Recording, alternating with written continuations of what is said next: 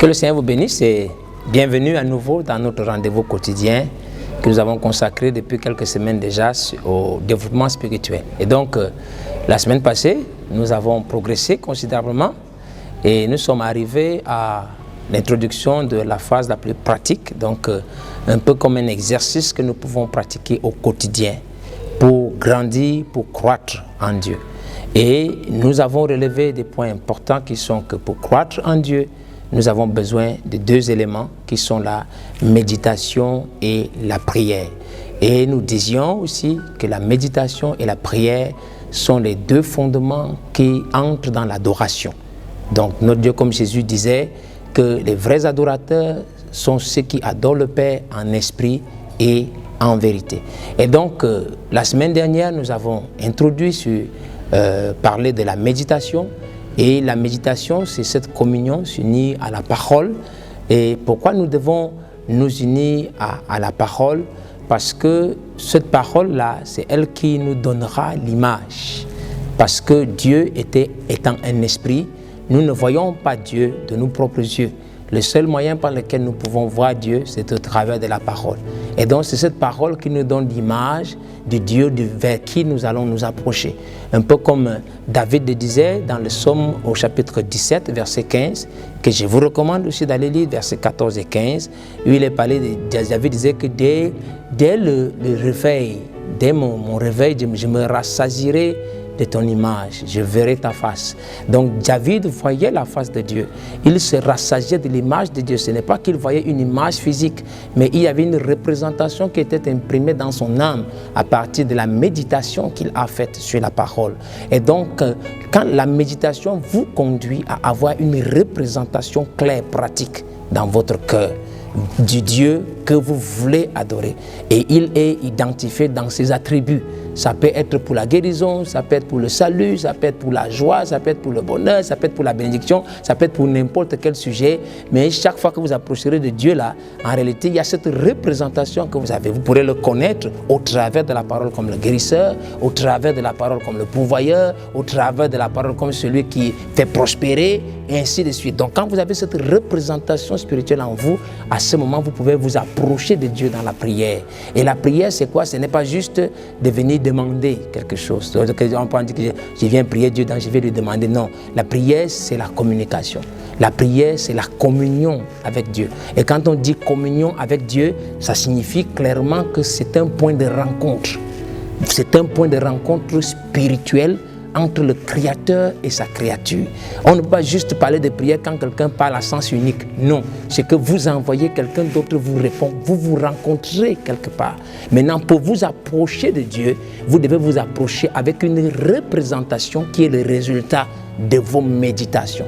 Maintenant, remarquez une chose importante, c'est que si vous avez une mauvaise représentation, en d'autres termes, il y a un mauvais enseignement que vous avez reçu, quand vous vous approcherez de Dieu, vous vous approcherez avec une fausse représentation. Et donc, dites-vous un instant, moi je suis Monsieur Amougou. Et quand vous vous approchez de moi, on vous a expliqué que Monsieur Amougou est un homme gros, et puis il est peut-être petit de taille et tout, mais moi je ne sais pas que je suis gros, je suis plutôt un peu assez mince et tout ça, et puis avec une taille assez moyenne. Quand vous vous approchez de moi en me disant, oh monsieur, j'ai une tenue peut-être pour vous, je ne sais pas, j'espère que vous comprenez un peu de quoi je suis en train de parler, avec une mauvaise représentation, si je ne me reconnais pas dedans, votre communion avec moi ne peut pas aller. C'est la même chose avec Dieu. Donc vous devez avoir la bonne représentation de Dieu quand vous vous approchez de lui. Et qu'est-ce que la prière fait donc?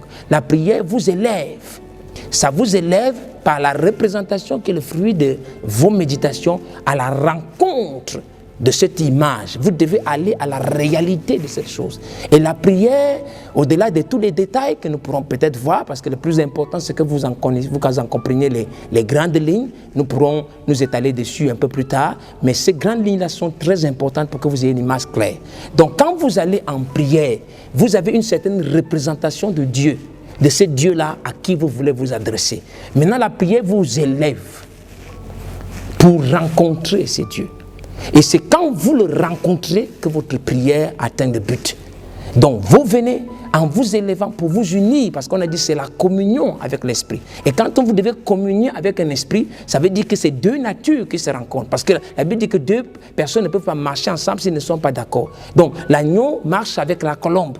Vous n'aurez jamais une colombe qui vient sur un loup. Donc votre nature, correspondant à la représentation aussi que vous avez de la parole, doit être compatible avec la nature du Dieu. Donc quand les deux esprits se rencontrent dans une dimension spirituelle, alors quand cette connexion-là s'opère, vous avancez avec une représentation, et cette représentation-là, c'est ça qui est l'espérance. Quand vous avancez avec cette représentation de Dieu, vous avez une certaine espérance de quelque chose. J'ai une écriture, j'ai une parole qui m'a été prêchée, j'espère que en fait, je vais avoir une réponse à cela. Alors quand vous avancez vers Dieu, cette chose-là, vous ne pouvez pas encore en avoir la manifestation jusqu'à ce que vous en ayez la substance.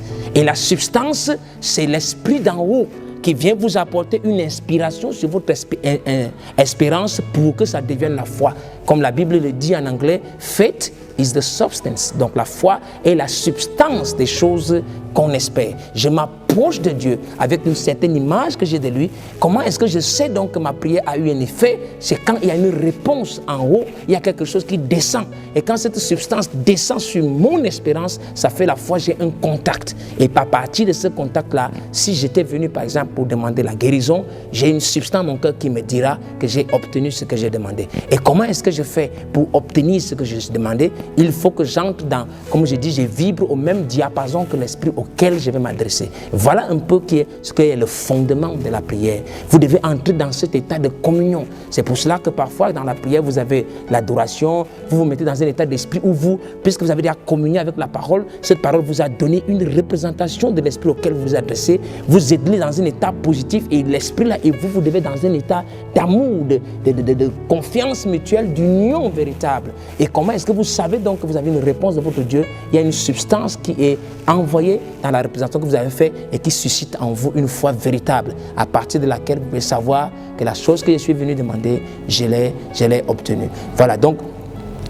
c'est cela un peu. Et quand vous avez traversé cette étape de la foi, c'est pour ça que dans 1 Corinthiens chapitre 13, il est dit qu'il y a trois choses qui demeurent. Il y a l'espérance, il y a la foi et il y a l'amour. La plus grande de ces choses-là, c'est l'amour. Et l'amour, c'est la dimension la plus élevée que vous pouvez atteindre spirituellement. Quand vous entrez dans cet état de communion, de paix parfaite, d'adoration parfaite, d'amour parfait avec Dieu, vous avez atteint vraiment le sommet de toutes choses. Donc voilà un peu ce que je voulais vous apporter ici. Je n'ai pas la prétention d'être exhaustif, mais essayez d'abord de donner les grandes lignes.